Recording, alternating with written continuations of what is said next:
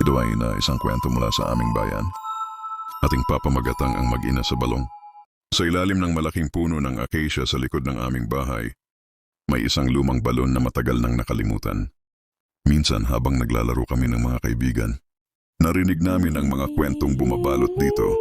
Kwento ng isang ina at anak na nagtago sa balon noong panahon ng mga hapon. Sinasabi ng matatanda na hindi sila nakaligtas at ang kanilang mga kaluluwa ay nagmumulto pa rin, patuloy na humihingi ng saklolo. Isang gabi, nagdesisyon kaming subukan ang kwento. Naalala ko ang mga salin ng kwentong iyon. Ang ina na nagtatangkang iligtas ang kanyang anak mula sa mga sundalong hapon. Sa takot at pag-asa, nagtago sila sa madilim na balon. Umaasang hindi sila mahahanap, pero sa kalaunan, nawalan sila ng pag-asa at doon sila namatay. Pinahirapan ng takot at pangungulila.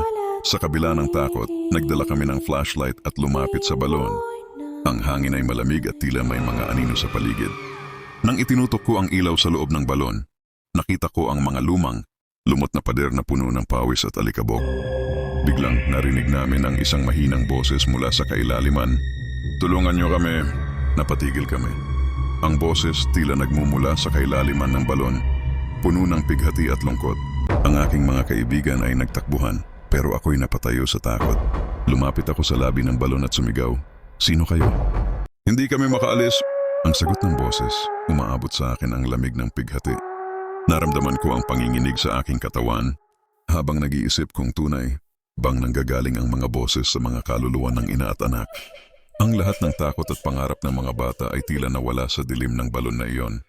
Habang nag-iisip ako, bigla akong nakakita ng mga anino na lumalabas mula sa balon. Dalawang hugis, isang babae at isang bata. Nagmumulto, ang mga mata nila ay puno ng lungkot. Napasigaw ako, ngunit ang kanilang mga boses ay muling narinig. "Tulungan niyo kami." Bigla akong nahulog sa takot at tumakbo, pero ang mga anino ay sumunod sa akin. Sa likod ng puno ng acacia, bumagsak ang aking puso. Mula noon, hindi na kami naglaro sa paligid ng balon.